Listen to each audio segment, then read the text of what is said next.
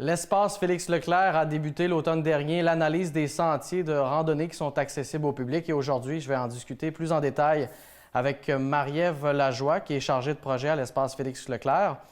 De même qu'avec Éric Beauce, qui est sur le CA de la Fondation Félix-Leclerc. Bonjour à vous deux. Bonjour Thomas. Bonjour Thomas. Ma première question s'adresse à Mme Lajoie. Parlez-moi du travail d'analyse. À quoi ça va servir là, concrètement ces résultats-là qui vont en découler? Oui, en fait, on a donné un mandat à l'Association forestière des Deux-Rives qui travaille en collaboration avec Sentiers Charlevoix-Québec pour analyser en fait la réactualisation des sentiers nord, donc, puis le développement des sentiers au sud. Vous le savez peut-être, les sentiers qui sont au nord ont été développés entre les années 2009 et 2014. Donc, il y a un sentier principal qui a été réalisé avec des boucles d'interprétation sur la faune et la flore, exposition photo. En 2014 aussi, il y a eu l'installation de la sculpture que tout le monde connaît avec l'arche qui marque le début de l'entrée. Donc, puis du côté sud, l'idée, ce serait d'analyser en fait, le potentiel de développement. Donc, il n'y a pas de sentiers formels qui sont installés derrière l'espace Félix-Leclerc, mais on a un très grand terrain, un très beau terrain.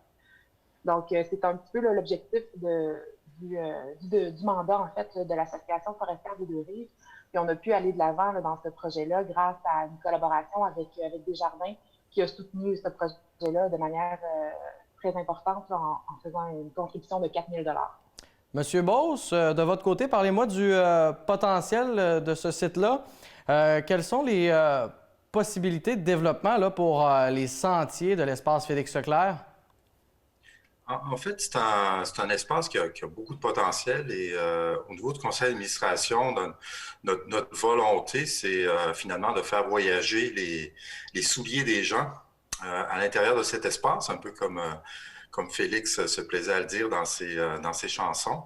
On a à peu près 50 hectares d'espace finalement et on veut vraiment diversifier notre offre que l'on a au niveau de l'espace Félix-Leclerc et profiter de cet espace-là parce qu'en fait, c'est en lien avec la philosophie de Félix.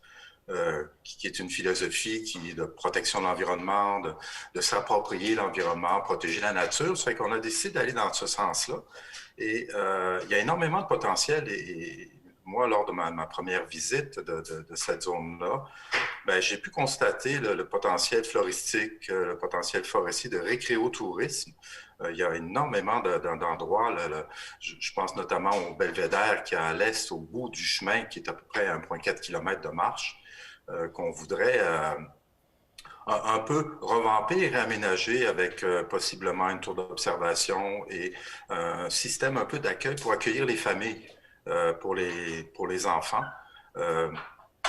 Accueillir les familles et on a un arboretum, on a énormément de potentiel de milieu humide. D'ailleurs, on est en discussion avec la MRC de l'île d'Orléans pour dans le plan régional d'aménagement des milieux humides notamment.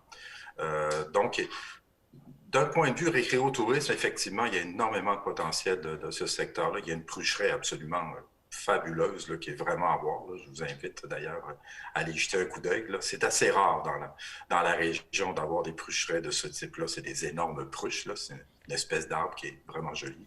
Ça m'amène à vous demander, est-ce que le site a des particularités dont il faut tenir compte pour que le développement se fasse dans l'harmonie de son environnement?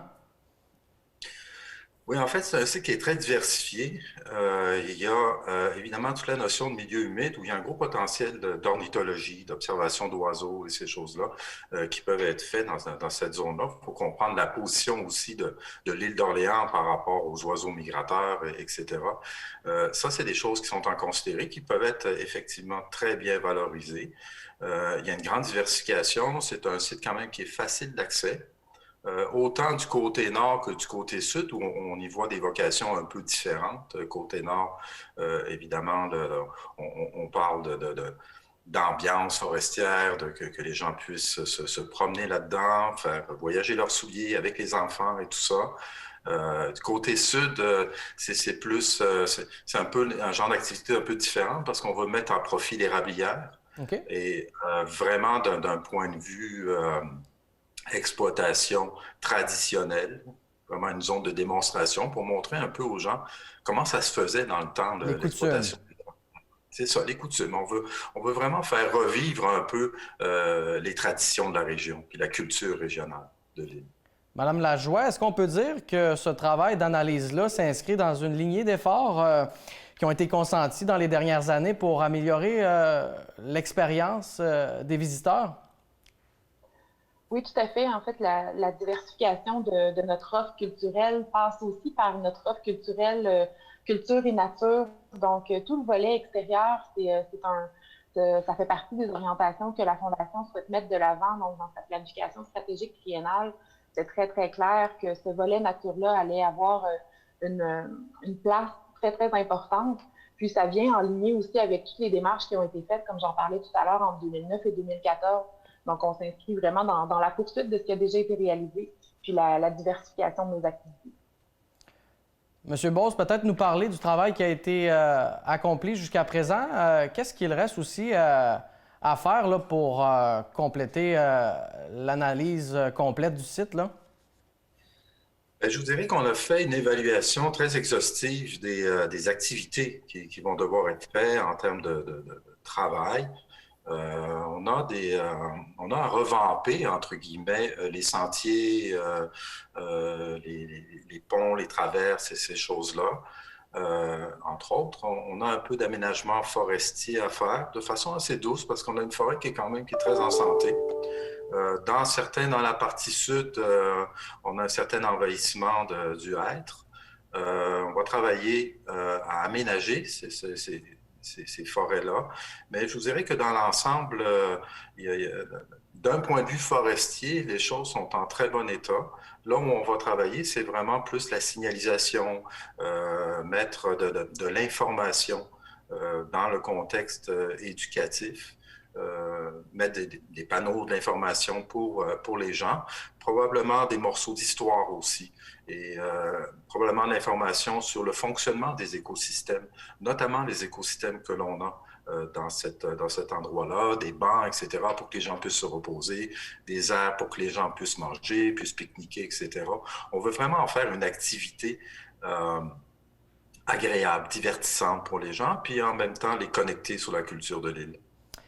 Et ma dernière question s'adresse à Mme Lajoie. De quelle façon, pour les citoyens là, ou pour monsieur, madame, tout le monde, est-il possible de contribuer à ce beau projet-là? En fait, même si l'espace Félix Leclerc est fermé pour la saison hivernale, il y a possibilité de se stationner dans le stationnement de l'espace puis de fréquenter les sentiers. Actuellement, l'hiver, c'est très, très beau. Puis on suggère des raquettes parce qu'il y a un peu de neige, mais les citoyens peuvent fréquenter le site en raquettes, c'est magnifique. Il y a la carte qui est disponible sur notre site web felixleclerc.com, donc la carte des sentiers. Puis il y a possibilité aussi de faire une contribution volontaire, donc soit sur le site web via l'onglet dons ou sur le site même, il y a une boîte de dons qui est disposée à cet effet, là, très près de l'entrée de l'espace.